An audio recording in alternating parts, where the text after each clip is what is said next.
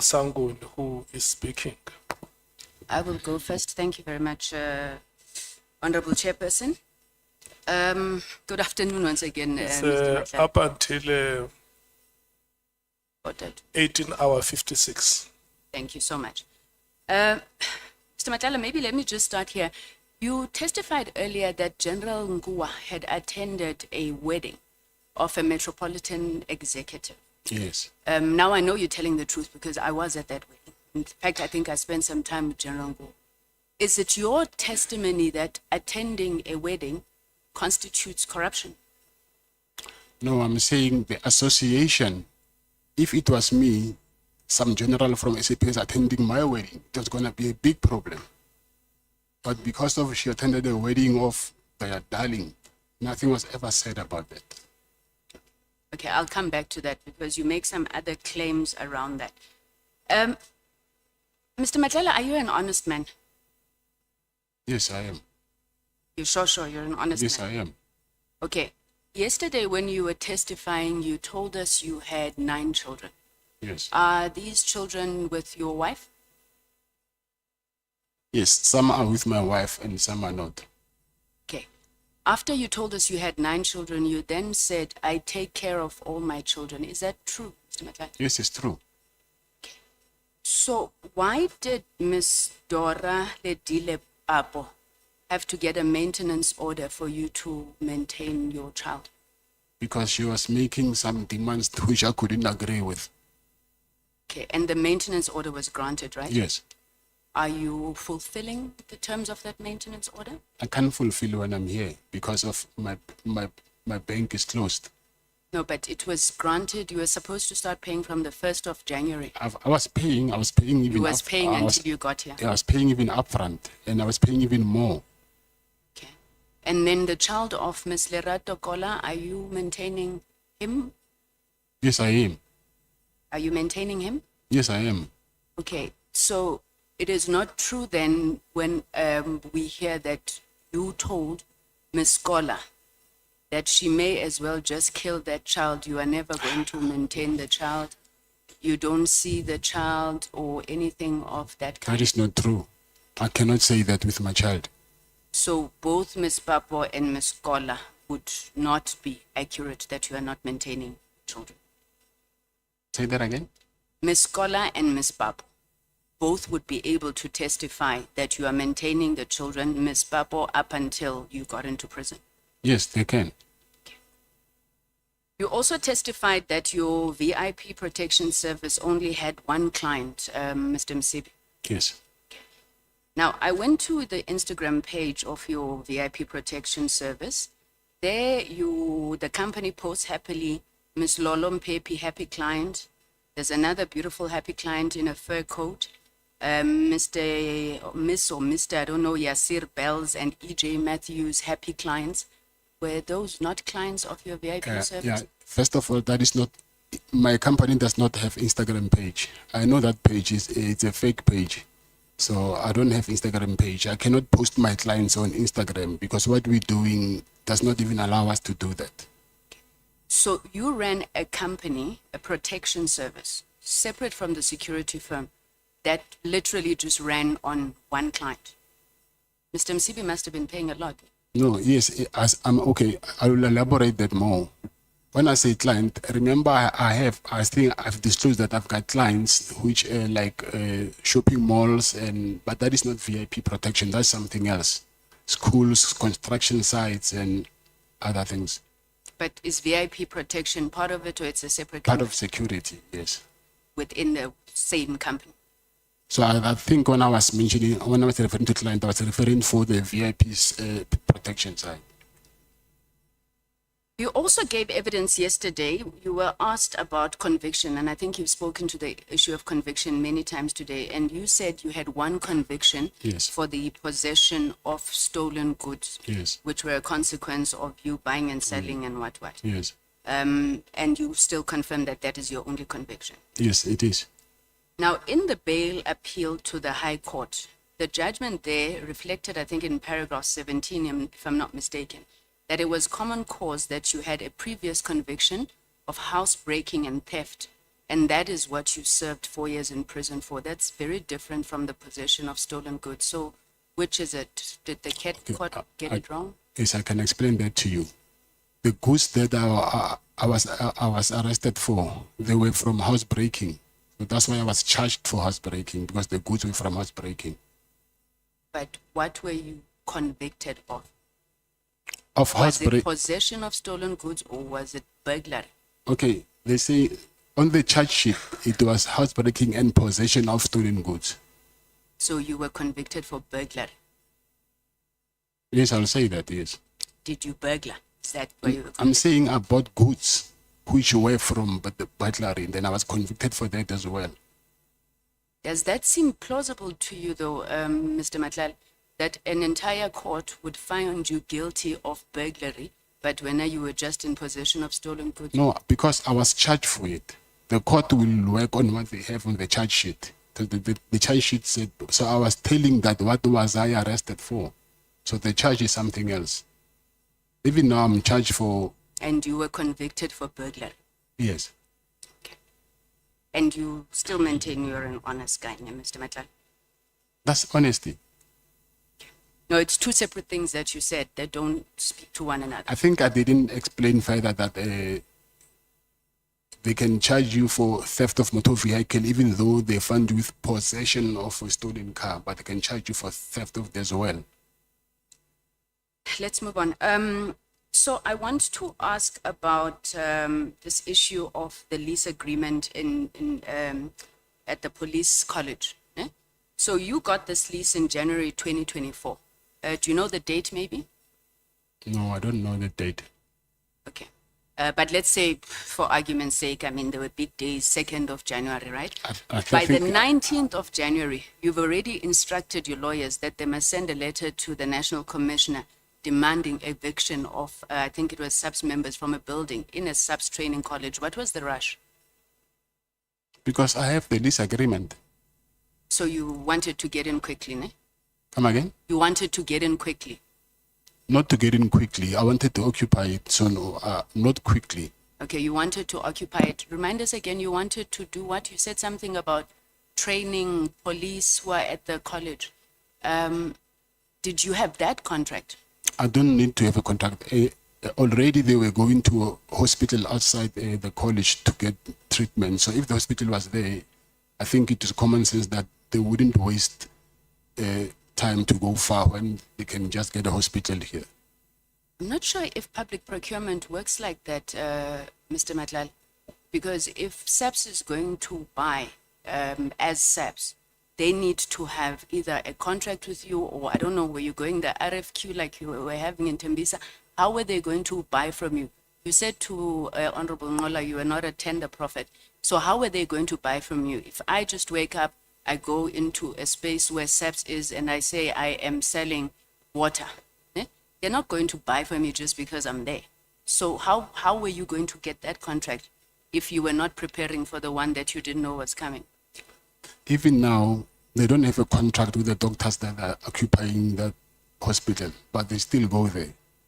Then they get treated, but they don't have a contract with them. So how are you going to get it? You are just going to go The same way as to the National doctor- Commissioner? No. The same way as those doctors are getting it now, because they see that it's convenient for them to just get medical attention to these doctors that are in their vicinity. Okay, you said earlier on to Honorable Malema that you took the shares of Medicare 24 Tswane and you placed them in a holding company. Which holding company is that? You want the name? Yeah. It's Cat VIP Holdings.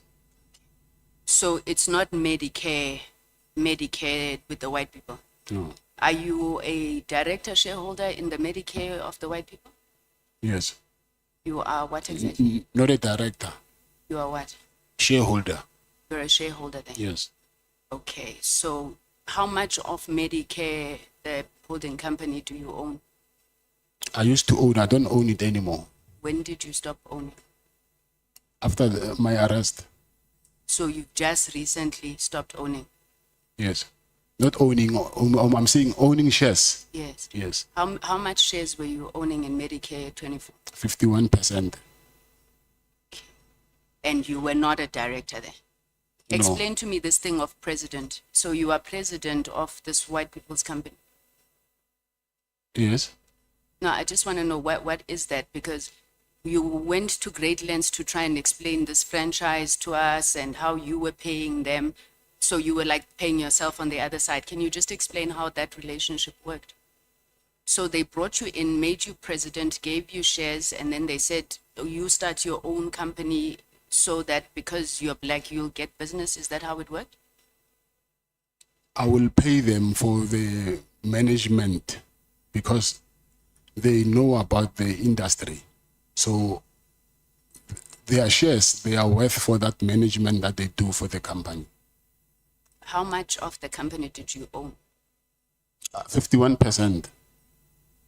So why did you, I mean, if you're a majority shareholder, why did you then think it was necessary to go and open this subsidiary called Medicare Twan?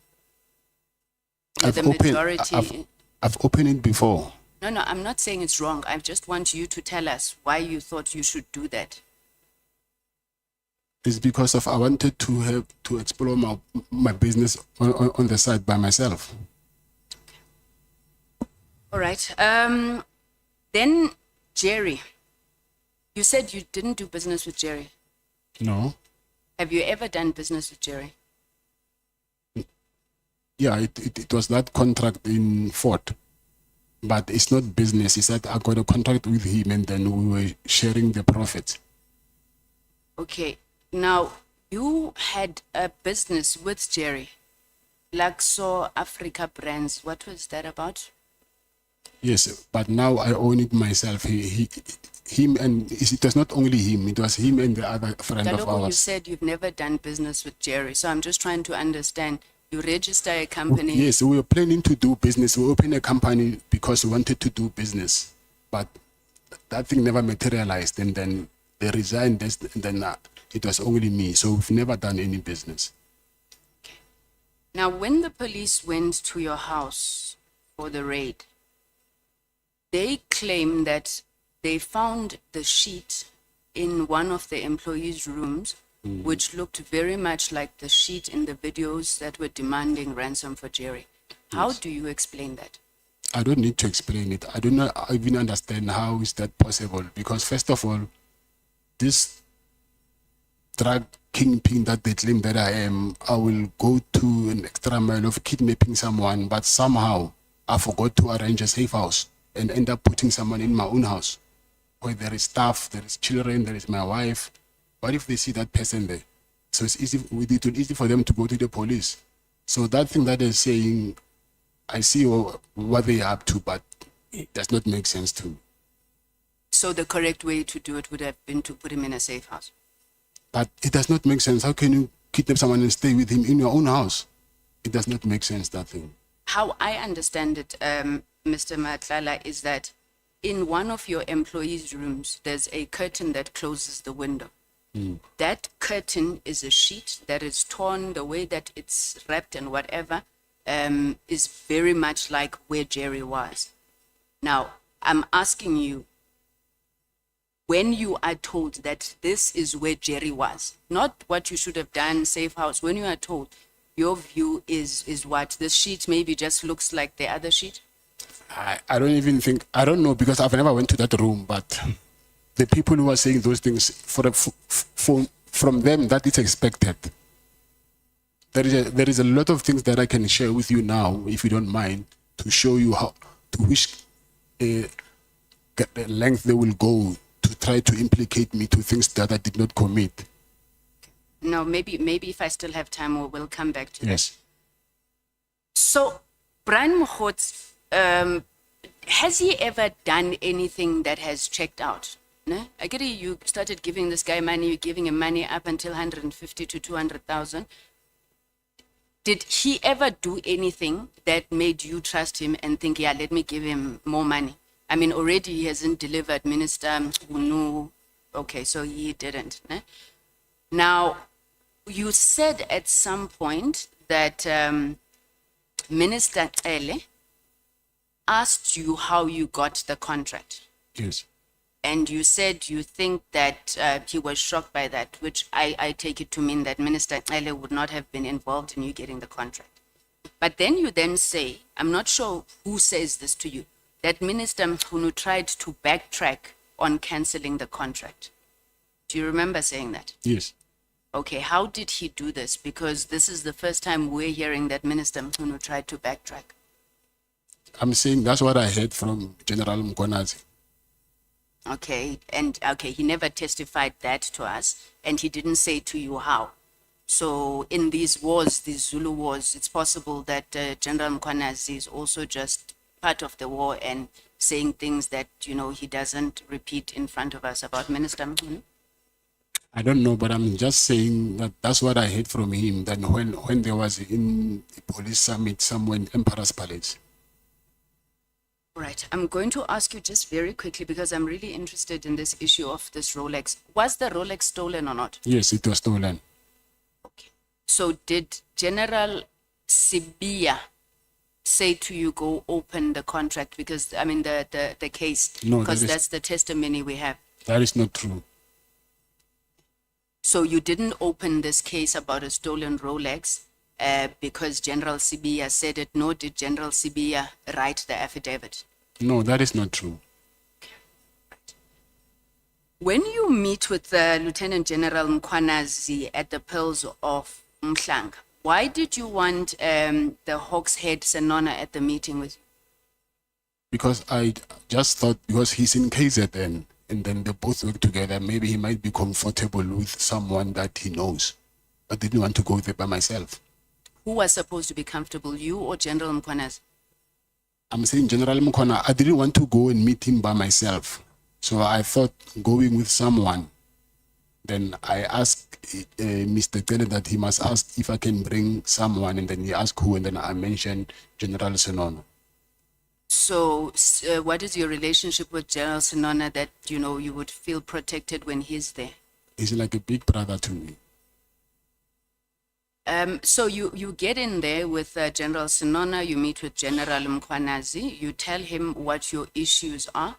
Then he says, oh, okay, no, the first thing that he talks about is that he needs you to, what? Okay, so you say on paragraph 128, Lieutenant General Mkhwanazi said he'll help you with your contract flow, but you needed to cooperate, ne? Because he was very close to General Nkua, who oversaw your contract. So what did you understand by him saying you needed to cooperate? He explained further, but I understood that he said I need to give also them money so that they can work with me. So are you accusing General Mkhwanazi of also seeking to extort money from you? Not him. I'm saying he said I must work with General Nkua. Okay, let me rephrase. Are you accusing General Mkhwanazi of encouraging you to do corruption? I'm not accusing him. That's what he told me. Now, you then further on paragraph 129, General Mkhwanazi is still on General Nkua. You say that General Mkhwanazi told you that General Nkua is possibly corrupt, she's got properties and things like that. From your evidence there, when you mention these properties that have been turned into B&Bs and what, would you say in Mhlambi the value of those things is over 100,000 rand? Yes. So section 34 of the Prevention and Combating of Corrupt Activities Act, right, imposes a duty on certain individuals to report corruption, fraud, theft, forgery, artery, etc. if the value involved is 100,000 rand or more. This particular section applies to individuals in a position of authority who know or suspect that these offenses have been committed, and failure to report is a criminal offense. I'm asking you now, are you saying General Mkhwanazi knew that General Nkua is corrupt, however, he did not fulfill his duty to report such corruption? I'm saying General Mkhwanazi told me that General Nkua is getting money from the service provider that she was working with. And then she was even buying properties that she cannot afford. So arguably then General Mkhwanazi himself is guilty of a crime of not reporting. I've read to you section 34 of PRECA. Yes, I hear you. Lieutenant General Mkhwanazi withdrew an allegation he had made against former Minister Cele, that Minister Cele provided you with banking details. Because we don't know what to believe anymore now. Did Minister Cele at any point provide you with banking details for the payment of any monies? No, he never gave me any banking details. On the 7th of February 2025, I'm just not sure where it is in the witness bundle, you sent a message to your friend, Mr. Mike Van Wyk. It's one of our friends from our Mlungus from Medicare, Mr. Mike Van Wyk. You said when?